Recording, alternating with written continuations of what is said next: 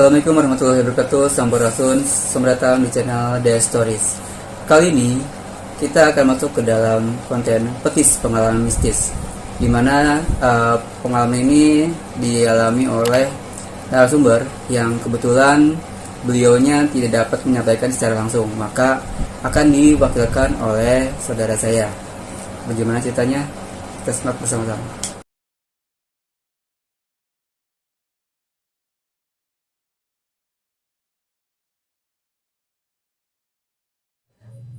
Oke, kali ini ceritanya adalah mengenai tentang pengalaman seseorang yang di rumahnya itu menyimpan segenggam tanah kuburan. Supaya kita tahu lebih lengkap lagi, kita langsung ke narasumbernya. Jadi sebenarnya gimana sih awal mula tanah kuburan itu ada di rumah orang itu? Jadi awal mulanya gini ya, dulu kan orang tersebut kan punya adik ya. Adiknya itu masih bayi lah, masih sekitar umur 2 tahun 3 tahun. Nah itu adiknya tuh nangis terus tuh. Terus orang tuanya datanglah ke orang pintar sekitar rumahnya situ.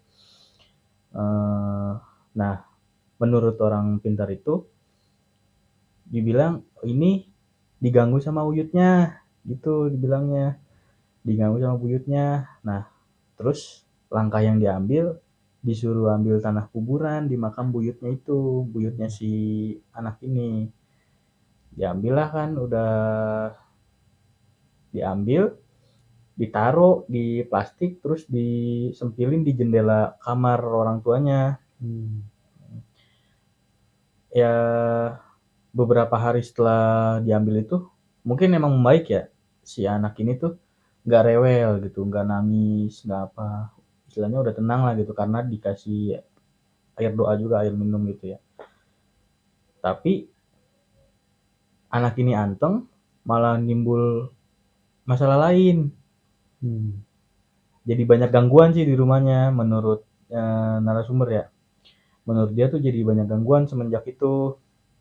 Contohnya kayak tiap malam tuh ada aja suara kayak orang jalan misalnya, atau suara kayak binatang melata, sret sret gitu kan.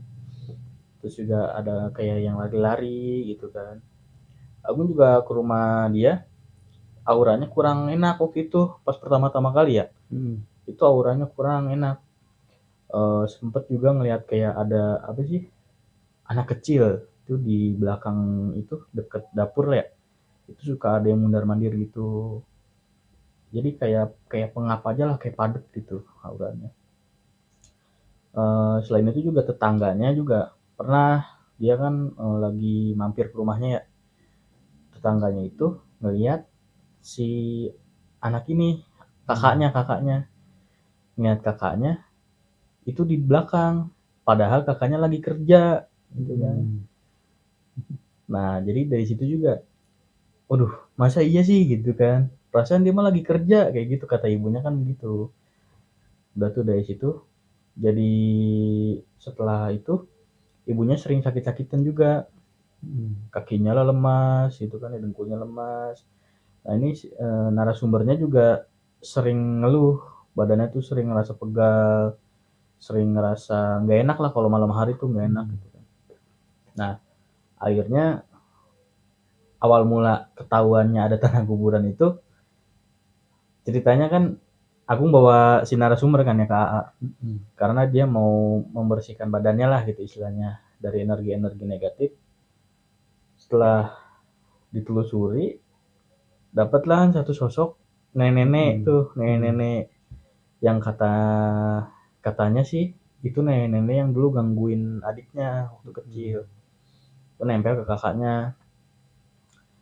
Nah usut punya usut, akhirnya kan AA cek ya. Itu pas dicek kayak ngerasa pernah ngubur sesuatu nggak sih gitu kan ya, atau nyimpen sesuatu nggak gitu kan. Nah si narasumbernya ini tuh bingung kan, kayak dia tuh lagi mikir gitu. Akhirnya dia baru ingat kan, oh iya dulu pernah disuruh ngambil tanah kuburan gitu kan. Itu kejadiannya udah lumayan lama, adiknya dulu itu kan 2 tahun, sekarang itu udah 9 tahun, udah ya 7 tahun lah ya. Udah 7 tahun baru ketahuan kan. Karena itu sebabnya. Nah, akhirnya setelah udah dibersihkan, ya karena pusat energinya masih ada di situ kan, nempel lagi jadinya. Akhirnya ya udahlah, gimana caranya supaya balikin tanah kuburan itu ke tempat asalnya kan. Kayak gitu.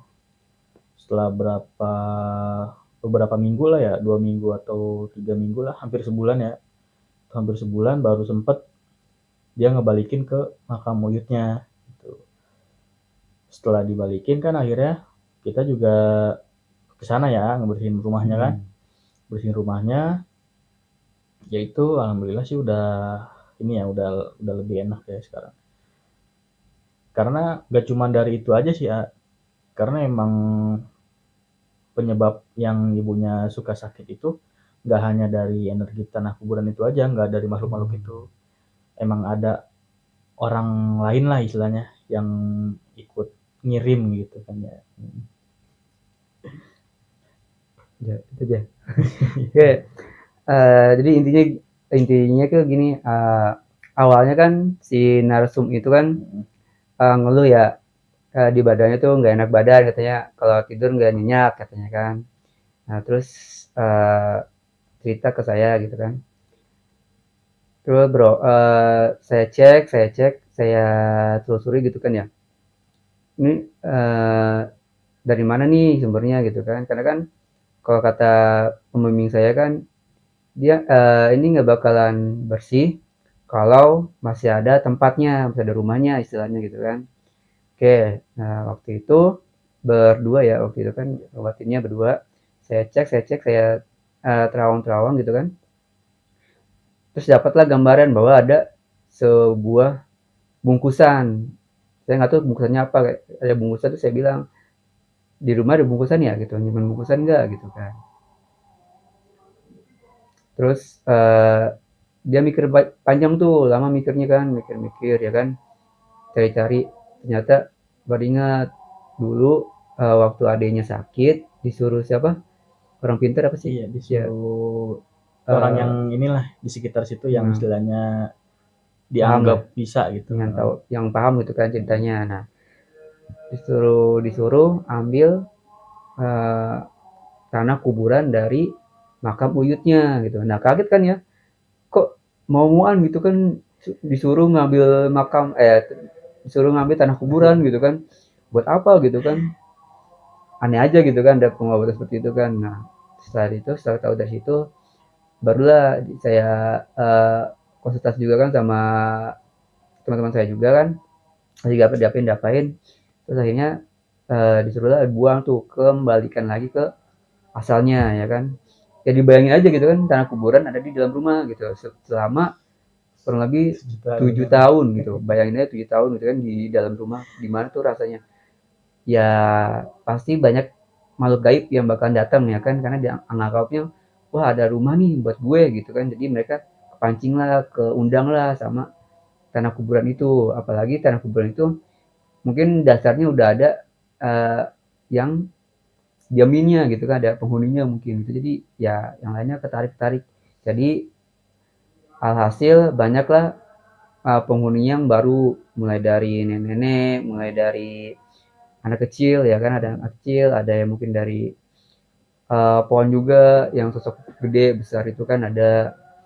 Terus ada ular juga ya di situ, yang sebenarnya mereka itu adalah penghuni asli dari tanah itu sebenarnya. Cuma karena ada istilahnya ada pengundangnya ya, jadi dia datangnya atau pulangnya ke tanah kuburan yang ada di rumah itu gitu. Ada lagi ceritanya. Oke, kemudian untuk yang ibunya kan sakit tuh.